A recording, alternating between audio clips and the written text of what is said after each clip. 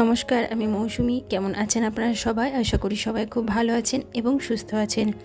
যে যেখান থেকে আমার ভিডিওটা দেখছেন, বড়দেরকে প্রণাম আর ছোটোদেরকে অনেক ভালোবাসা জানিয়ে আমি আমার আজকের ভিডিও শুরু করছি। আজ শ্রাবণ মাসের শেষ সোমবার। ঘড়ির কাঁটায় এখন বাজে 8:30। আমার সোনা বাবা ঘুম থেকে উঠে পড়েছে। আমার সোনা বাবাকে দাঁতটা ব্রাশ করিয়ে দিচ্ছি। আর আমার সোনা বাবা এখন এত দুষ্ট হয়েছে, কিছুতেই দাঁতটা ব্রাশ করতে দেয় না। তো অনেক রকমভাবে ভুলিয়ে ভালিয়ে ওকে দাঁতটা ব্রাশ করাতে হয়। আর জিভটা তো একদমই পরিষ্কার করতে দেয় না, আর হাতে শুধু কামড়ে দেয়। আর এখন জিভটা আমি একটা সুতির কাপড় দিয়ে পরিষ্কার করি। সুতির কাপড় দিয়ে পরিষ্কার করে না বেশ সুন্দর ভালো পরিষ্কার হয়, কিন্তু অন্য কিছু দিয়ে ভালো পরিষ্কার হয় না। বা এই যে ব্রাশটা যেটাই আমি হাত পরিষ্কার করিয়ে দিলাম, সেই ব্রাশটার উল্টো দিকে একটু ডট ডট আছে, সেটা দিয়ে জিভ পরিষ্কার করানো হয়, কিন্তু ওটা দিয়ে খুব একটা ভালো হয় না। তাই আমি সুতির কাপড় দিয়ে ওর জিভটা ভালো করে পরিষ্কার করিয়ে দিই। আজ শ্রাবণ মাসের শেষ সোমবার, বাবার পুজো করব, তাই সকাল থেকে একটু তাড়াহুড়ো করে কাজকর্ম সেরে নিচ্ছি। আর আমার সোনা বাবার দাঁতটা ব্রাশ করানো হয়ে গেছে, এবার ওকে ড্রেসটা চেঞ্জ করিয়ে দিলাম আর ওর খাওয়ানো হয়ে গেছে। এরপর ওকে একটু বসিয়ে দেবো, ও ওর মতো খেলা করবে আর আমি এদিকে আমার কাজকর্মগুলো সেরে নেব। তোমার এই চুলগুলো, চুল কোথায় যাবে বাবা? ও বাবা, শোনা বাবা, তুমি যে নাড়ুমুন্ডু হয়ে যাবে।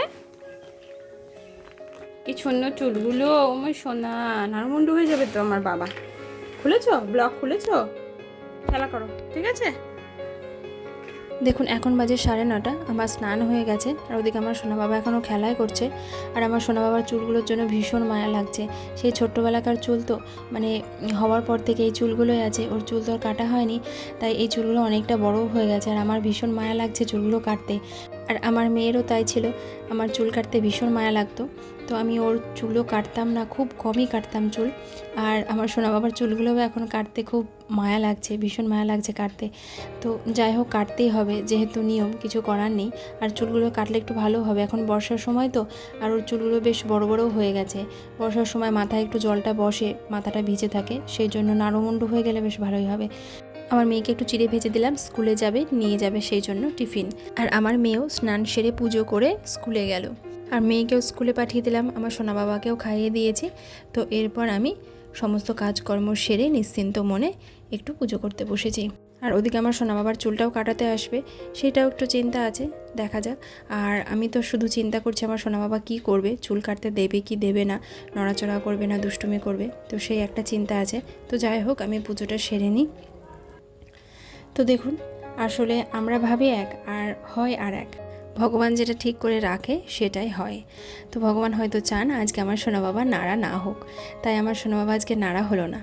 আসলে এই চুলটা বা নাড়া মাথাটা নাপিত দিয়ে করাতে হয়, তো তাই যে নাপিত দাদাকে বলা হয়েছিল সে আসেনি। তার ফলে কি হলো, আমার সোনা বাবার চুলটা কাটা হলো না। তো নেক্সট আরও একটা দিন ঠিক করা হলো, শুক্রবার। বুধবারে করা হতো, কিন্তু বুধবারে আমার সোনা বাবার জন্মবার, সেদিন করা হবে না। তাই শুক্রবার দিনটা ঠিক করা হলো আমার সোনা বাবার মাথা নাড়া করানোর জন্য। একদিকে ভালোই হলো, আমার একটু মনটাও খারাপ করছিল যে আমার সোনা বাবার চুলটা কাটা পড়ে যাবে বলে। আমার সোনা বাবার চুলের আয়ু আরও 2 দিন বেড়ে গেল। আর ওদিকে আমার মেয়েও বলছিল, মামা আমি স্কুলে যাব, আমি তো দেখতে পাবো না, ভাই নাড়া হবে। আর আজকে মেয়ের স্কুলে যাওয়া লাগতোই, মানে স্কুল যেতেই হবে আজকে, যেহেতু সামনে 15ই আগস্ট স্কুলে প্রোগ্রাম হবে, সেই জন্য সমস্ত রিহার্সাল চলছে, তাই স্কুলে যেতেই হতো মেয়েকে। আর এদিকে দেখুন, আমার সোনা বাবাকে স্নান টান করিয়ে এবার নিচে এসেছি। আর আজ তো সোমবার, নিরামিষ রান্না, আজকে খিচুড়ি হবে আর কাঁকরোল ভাজা হবে, আর তার সঙ্গে হবে বেগনি ভাজা। ওদিকে আমার খিচুড়িটা মোটামুটি হয়ে গেছে, এদিকে কাঁকরোল ভাজাটা বসিয়েছি। আর এদিকে আমার সোনা বাবাকে স্নান করানোর আগে আমি খিচুড়িটা বসিয়ে দিয়ে গেছিলাম, মানে পুজো করার পর খিচুড়িটা বসিয়ে দিয়ে গেছিলাম, তাহলে কি হবে, আস্তে আস্তে রমে রমে খিচুড়িটা হয়ে যাবে। এরপর কাঁকরোলটা ভেজে নেব, তারপর খিচুড়িটা ছোকা দিয়ে নেব। আর আজকে আমার সোনা বাবাকে এই খিচুড়ি দেব, যেহেতু খিচুড়িটা একদম সাধারণভাবে করা নিরামিষ খিচুড়ি, তো জাস্ট একটু শুকনো লঙ্কা, তেজপাতা আর গোটা গরম মশলা দিলাম, ফোড়ন দেব, আর এই খিচুড়ি আমার সোনা বাবাকে দেব। তবে আজকে খিচুড়িটা ভেবেছিলাম আতপ চালের করব, কিন্তু আমি চালটা ধুয়ে দেওয়ার সময় চাল নিতে গিয়ে দেখছি আতপ চালটা বাড়ন্ত, তাই আর আতপ চালের খিচুড়ি করা হলো না। আর আমার আগে থেকে মনেও ছিল না যে আতপ চাল আর নেবো, তো সেটা মনে ছিল না। তো যাই হোক, এমনি উষ্ণ চালেরই খিচুড়ি বানালাম মুগ ডাল দিয়ে। আর এই খিচুড়িতে আমি সেরকম কোনো মশলা দিই না, শুধুমাত্র গরম মশলা, তেজপাতা, শুকনো লঙ্কা ফোড়নে দিলাম। আর লাস্টে একটু নামানোর আগে ঘি দিলে ভালো হয়, কিন্তু আমার ঘরে ঘিটাও বাড়ন্ত হয়ে গেছে, তো তাই আর ঘি দেওয়া হলো না। অবশ্য আমি শর্ট তুলছি, ঘি করব 2-1 দিনের মধ্যেই আমি ঘরেই ঘি বানাবো। আর এরপর দেখুন বেগনি ভাজবো। তো বেগনিটা তো সাদা তেলেই ভাজি, কিন্তু সাদা তেল দিতে গিয়ে দেখছি সাদা তেলটাও বাড়ন্ত, মানে সাদা তেলে হবে না সমস্ত বেগনিগুলো ভাজা, তাই আবার একটু সর্ষের তেল মিক্সড করে দিলাম। এরপর দেখুন বেগনিগুলো ভেজে নেব। আর আমাদের বাড়িতে খিচুড়িটা খেতে সবাই ভীষণ ভালোবাসে, তাই নিরামিষের দিন হলে বেশিরভাগ সময়তেই খিচুড়ি বানায়, খুব যদি গরম না থাকে। এখন তো ধরুন বর্ষার সময়, বৃষ্টি হচ্ছে, তাই আবহাওয়াটাও বর্ষার আবহাওয়া আছে, এই সময়টা খিচুড়িটা বেশ ভালোই লাগে, তো তাই আজ খিচুড়িই বানালাম। তো চলুন এবার বেগনিগুলো একটা একটা করে সমস্ত ভেজে নিই, তারপর সবাইকে খেতে দেবো। এই ফাঁকে আপনাদেরকে বলি, বন্ধুরা যারা এখন আমার পরিবারে এসেছেন, আমাকে দেখছেন, তাদের কাছে আমার অনুরোধ, আমার এই চ্যানেলটি যদি আপনাদের সাবস্ক্রাইব করা না থাকে তাহলে অবশ্যই কিন্তু সাবস্ক্রাইব করে পাশে থাকা অল বেল বাটনটা প্রেস করে দেবেন, আর একটা কমেন্টের মাধ্যমে জানাবেন যে আমার এই ভিডিওটা কেমন লাগলো, আর একটা লাইক করতে কিন্তু একদম ভুলে যাবেন না। তাহলে চলুন সঙ্গে থাকুন এবং দেখতে থাকুন। আমি বেগনিগুলো ভেজে নিচ্ছি, আর বেগনি ভাজার সময় না গ্যাসটা কিন্তু একটু কমিয়ে রাখবেন, তাহলে বেগনিগুলো বেশ মুচমুচে হয়। আর আমি বেগনির এই ব্যাটারটা যখন বানাই তখন কিন্তু কোনো কিছুই দিই না, চালের গুঁড়োও দিই না, আবার বেকিং পাউডারও দিই না, তাই এমনিতেই বেগনিগুলো বেশ সুন্দর মুচমুচে হয়। শুধুমাত্র আমি যখন বেসনটা নিই, মানে জল দেওয়ার আগে একটু ভালো করে ময়ান দিয়ে নিই, তেল লবণ দিয়ে একটু ভালো করে ময়ান দিয়ে নিই, তারপর জল দিয়ে মাখি, আর ভালো করে ফেটে নিতে হবে, তাহলে খুব সুন্দর মুচমুচে হবে বেগনিগুলো।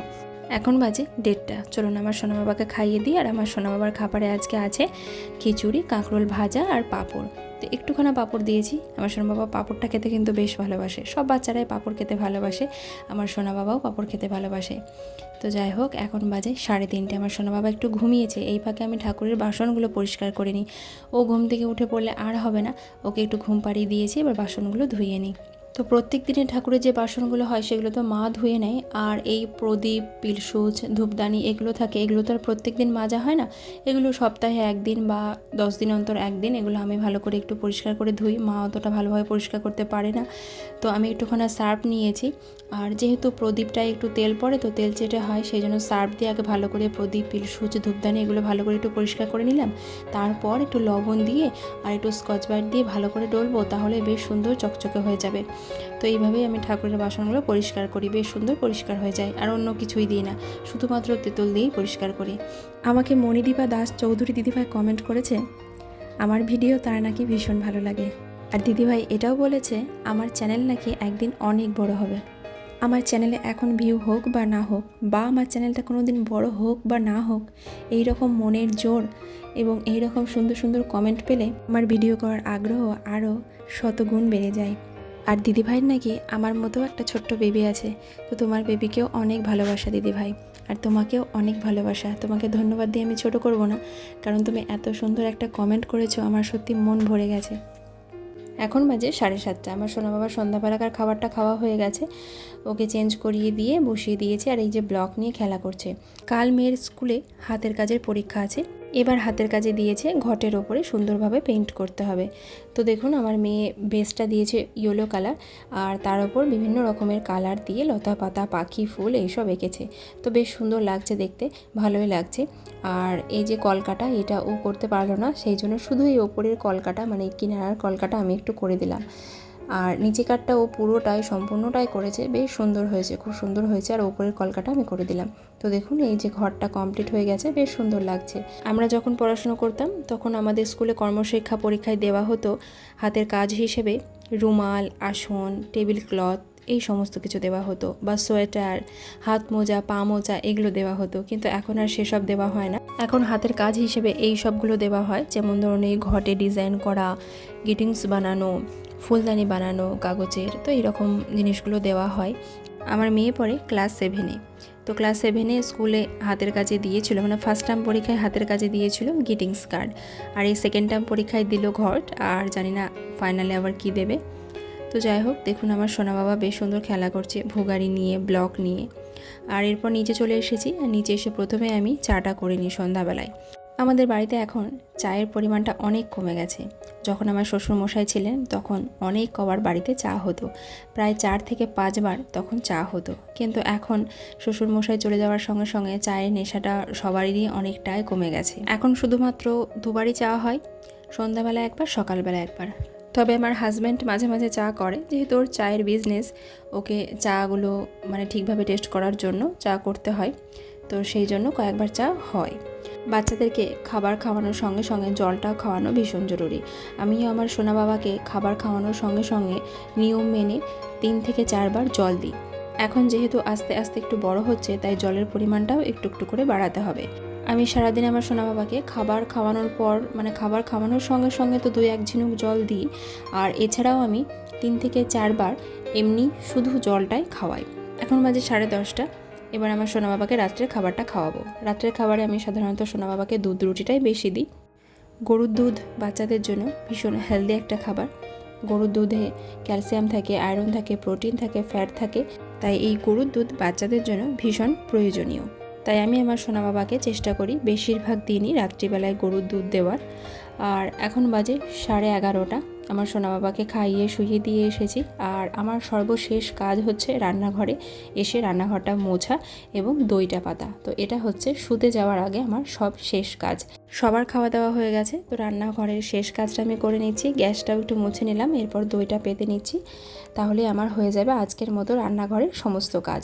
তো আমাদের মেয়েদের সকালবেলায় ঘুম থেকে উঠেই রান্নাঘরে ঢোকা, আর রাত্রিবেলায় ঘুমানোর আগে পর্যন্ত রান্নাঘরের কাজ।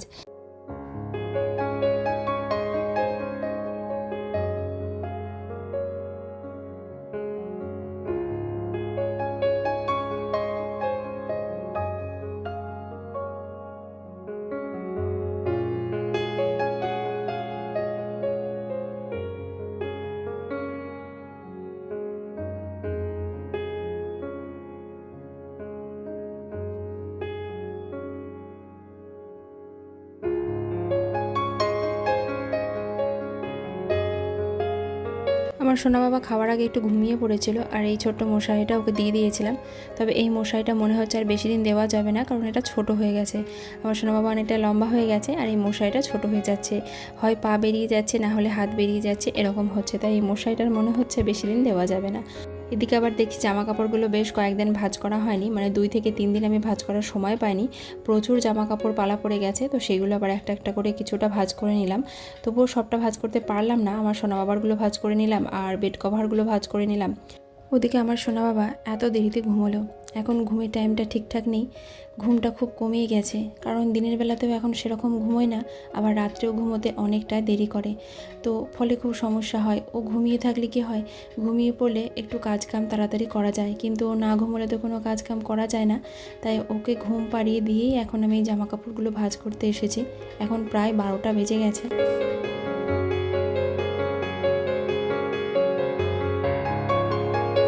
চলুন বন্ধুরা, তাহলে আজকের মতো ভিডিওটা এখানেই শেষ করছি। সবাই ভালো থাকবেন, সুস্থ থাকবেন। দেখা হবে আগামীকাল আবারও একটা নতুন ভিডিওতে। আর ভিডিওটা ভালো লাগলে লাইক, কমেন্ট এবং সাবস্ক্রাইব করতে কিন্তু একদম ভুলে যাবেন না।